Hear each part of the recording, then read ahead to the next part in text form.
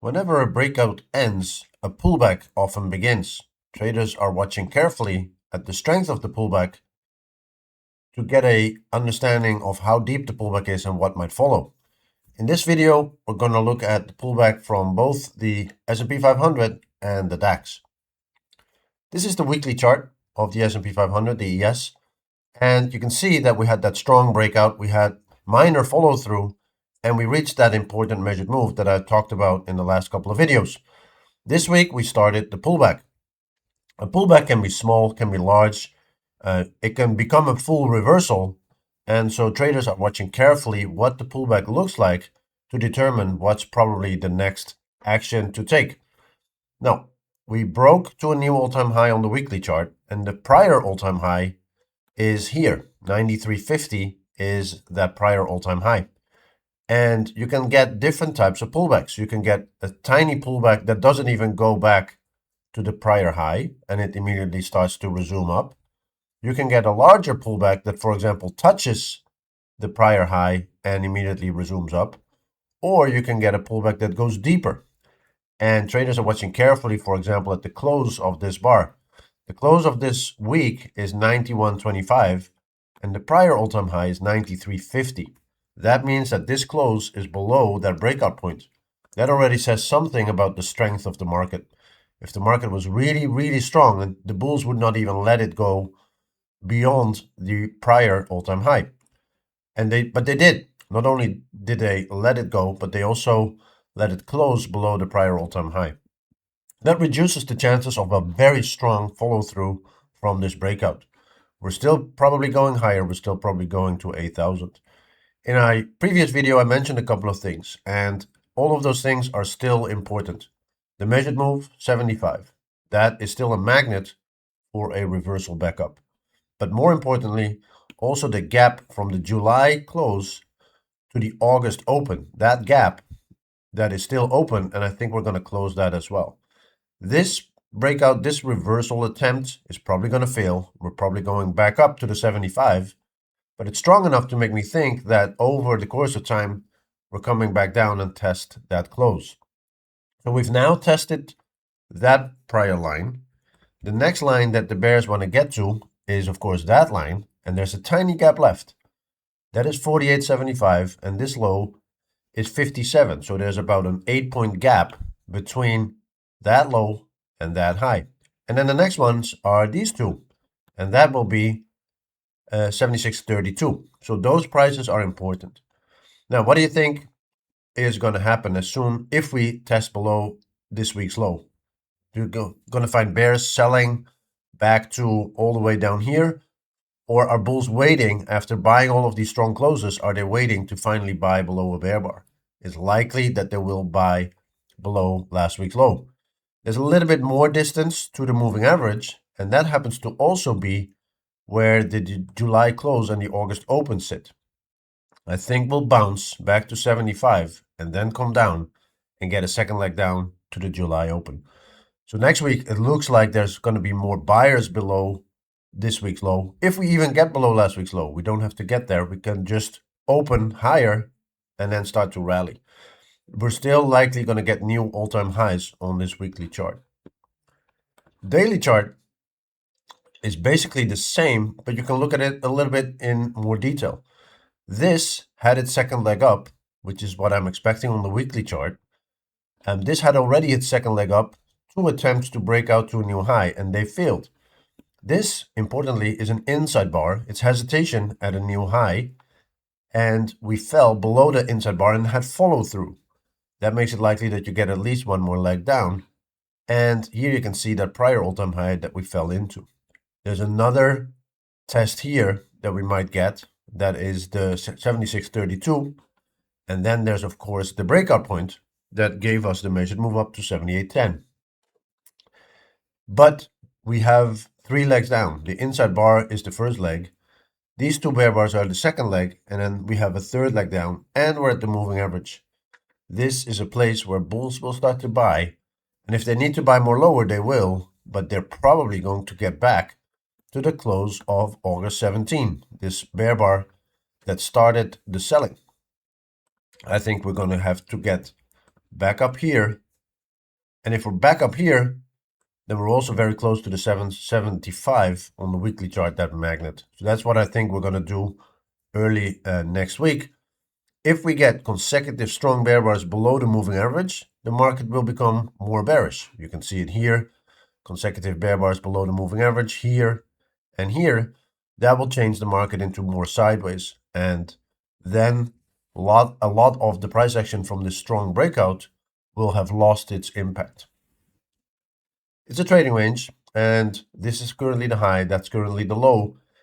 We can fall a little bit lower, but it's likely that this is a good buy zone for bulls wanting to test back to the August 17 close. On the daily chart this week, on Monday, we had a trading range open, strong bear bar, closed the gap to Friday's close, always something to look at on Monday. We had an attempt at a wedge reversal, but we got only 2 weak legs up. And then in the middle of the day, so you had to sit around for a long time, we got that breakout. And whenever you get that breakout, traders are looking for the measured move down. And it took here until the close, actually the final bar of the day, to reach that measured move down. On Tuesday, we had a gap down, big gap down. And whenever you get a big gap down, traders are looking for a quick reversal back up, or with a lack of reversal, is there any momentum down? Also not. Well, it changed into a trading range all day. That is weakness, right? If you have a big gap down and the bulls, well, everything is on the weekly chart and the monthly chart bullish, the bulls don't immediately buy a gap. Something is wrong with the bulls down here. But the bears cannot create meaningful new lows. And whenever there's a new low, the bulls buy it to go back up. 3 legs down, that's a strong wedge long on bar 23. The reversal stalls at the moving average and you go sideways for an hour. Another wedge down and a strong reversal up. But also here, no energy by the bulls. Notice that here, we never took out the stop and the pullback was so deep, bulls got a chance to get out. And so no trap bulls, no trap bears, no breakout all day long. And so a trading range day that lasted all day. Wednesday, gap up, market bullish, but immediately 2 bear bars at the open. That eliminates all of the bullishness that you just had from that big gap up. Second leg down, bar 4, but bar 5 and 6, consecutive bull bars. This is a trading range, but we keep reversing up from the moving average. And then bar 12, not a breakout yet. It doesn't break out above anything on the left. But bar 13 does. It breaks out above that high, above that high. Bar 14, enormous strength on the follow through. That is going to get a measured move up. Measured move up, I would look at the 5 low and I would look at the breakout point. That is probably the breakout point. 7, we tried to break out above it and then we got strong follow through. Traders are looking for a measured move up. We stalled, 3 legs up and at a new high. Hesitation bar 19, follow through 20 and then a breakout here below 17. Traders are looking for a pullback to short for a measured move down, and we reached the measured move down at the end of the day. And then also these 2 legs up, you could look for a measured move down. You didn't get the measured move down on the same day, but you got the measured move down on the next day. So delete the lines. So next day, trading range with a gap down, reversal up, but left a gap. That is the Wednesday low. This is the Thursday high. And that gap was important. It set the parameters for a measured move down for the whole prior day. Here also lots of wedges. This is leg 1. Notice that 6 goes above 5, so starts the second leg down, and then you have the third leg down. So you have a wedge reversal, strong bull bar, but too strong to buy above. It's too high in the range already. You get 3 legs up, failed and left the gap. Then you get a strong reversal down 20, but no consecutive bear bars. You could only really start to sell for a breakout around here. And that breakout left you with a measured move down. That high, probably that low, together, measured move down. And you had to sit short for the whole day because in the final bar, bar 78, we reached the measured move down. Then this is Friday. So Friday, another gap up, trading range behavior continuing, and you're looking for a measured move up. That is probably the breakout point, and that is the low. The measured move is right there. And then when you overshoot the measured move, you come back down to it. You can also look at this and say, well, here's the low, here's a high, roughly. I'm not measuring it exactly. You should get a measured move up to here. We broke above it, overshot to the downside, and then rallied back up. 3 touches of the measured move. The magnet is gone, and the market went lower on Friday. And it fell below that low and that high. So I'm thinking that we still have to go a measured move down into here, and that will be 64.75 on Monday open. But like I said, it's likely that we'll find buyers on the weekly and daily chart, bringing us back up to 77.75.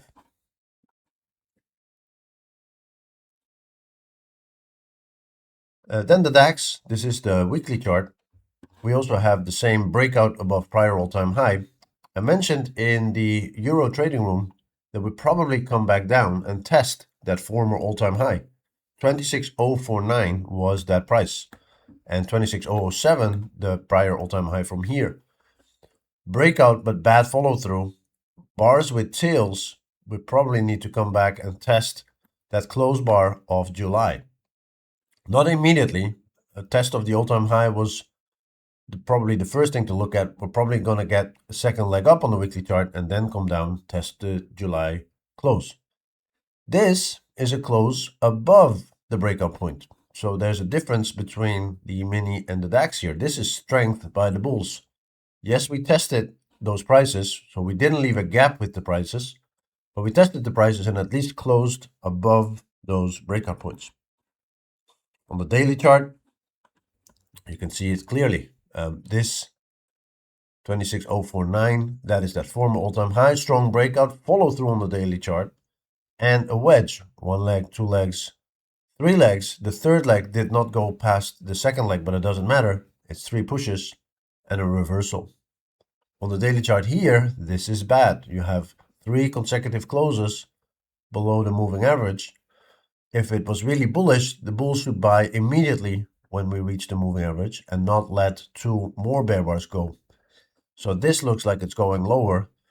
Every bar here had a tail. A bear is selling above a tail and scaling in higher. That makes these top of these bars magnets. A bear who sold above that tail sells more higher, wants to get out at his first entry, making money on his second entries. So you can see that this at 976 and this low 960, a bear who sold above that bar made money.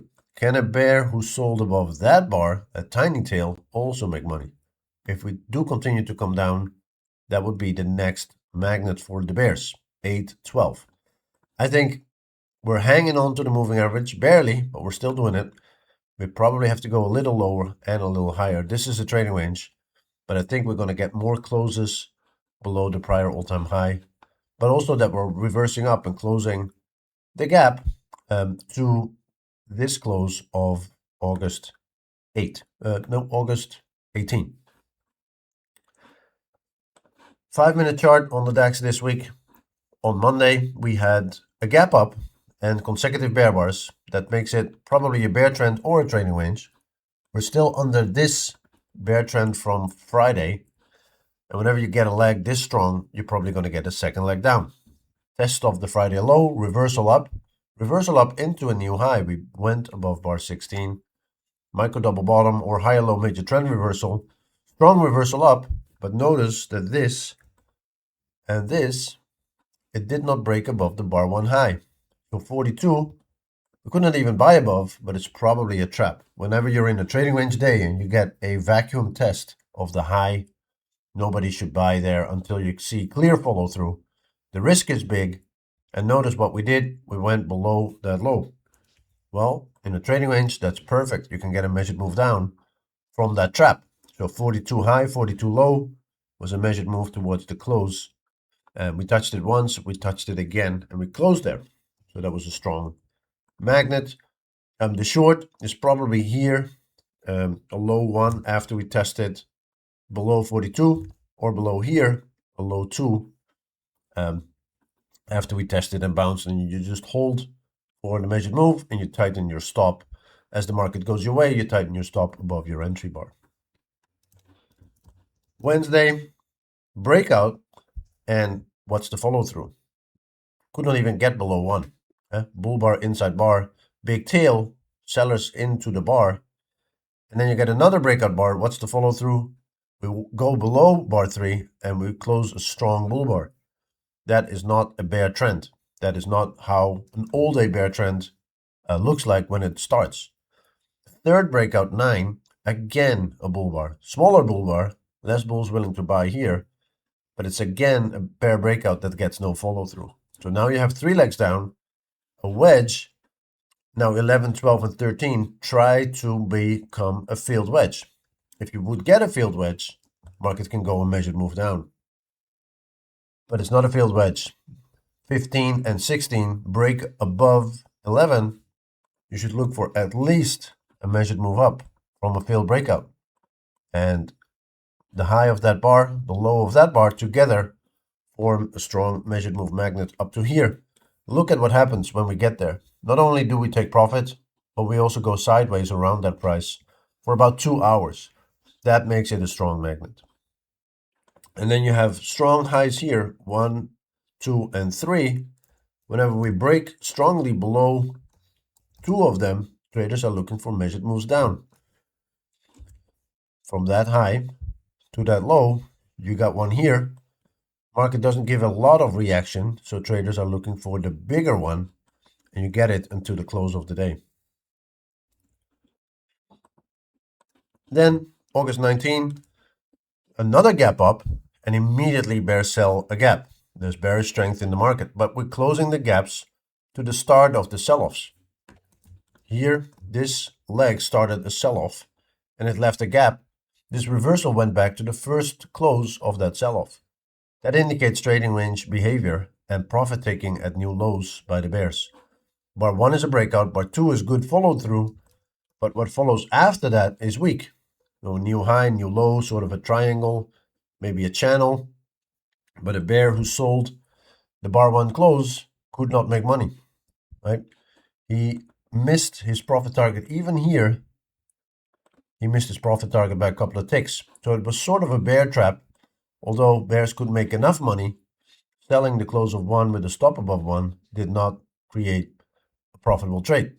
In fact, this big reversal almost got to the stop of the bears. There's something important with this reversal, and it set the tone for the best trade of the week, and that was on Friday. This bull breakout failed. It reached a measured move, right? You can argue it's an inverse head and shoulder. I just see it as a range with a breakout and a measured move up. It reached a measured move to the tick, but a lot of bulls got trapped into this breakout. They bought the midpoint, they bought lower, they bought above a bull bar. Everybody got trapped at this bull breakout, including me. And whenever you get trapped in a good breakout, you should always look for a measured move down. The leg started here and it ended there, and it failed here. The problem is, in the day, you did not have time enough for a short. But when you see the next day open, still within the range, traders sell at the market because they still know what is very likely to happen. What is very likely to happen is that you're still going to be given a measured move down from that failed bull breakout. So you sell with everything you have at the open, and the market just tanks down a couple of legs into that measured move. And as soon as you reach the measured move, it stayed the magnet for the remainder of Friday. And when you know that, you can buy below the magnet, sell above the magnet, buy below the magnet, sell above the magnet, and scalp back to that strong magnet. It was also the close, of course, of the prior all-time high gap on 26,049, and the prior all-time high before it, the 26,007. And those prices, you can see it, were also magnets, strong magnets on Friday. That was Thursday. I'm sorry. And then on Friday, we tested those magnets once again and actually started a big bull trend as we wanted to close above the prior all-time high. Here you have a failed bear breakout. I was presenting in the Euro trading room. I said above 4 is a perfect long for 120 points above 4. And I also said if we come back to this bar with the big tail on 6, I will have limit orders to buy at the high of 6 for 169, which is 120 points above 4. So I bought above 4, scaled out here, bought more at the high of 6 when we got back to it, and then went into this rally all the way until the close of Friday. On the daily chart, still looking bullish. This is a bad high one. We'll probably have to get sideways or one more leg down on the DAX before we go a lot higher. That is the overview of week 34, ladies and gentlemen. As usual, like and subscribe. And if you're interested in joining the trading room sessions, go to brookstradingcourse.com, click on trading room, and select either the US trading room, where we are covering the E-mini, or go to the Euro trading room, where we cover the DAX and everything that moves in European morning time. Thanks, everyone. Talk to you again next week.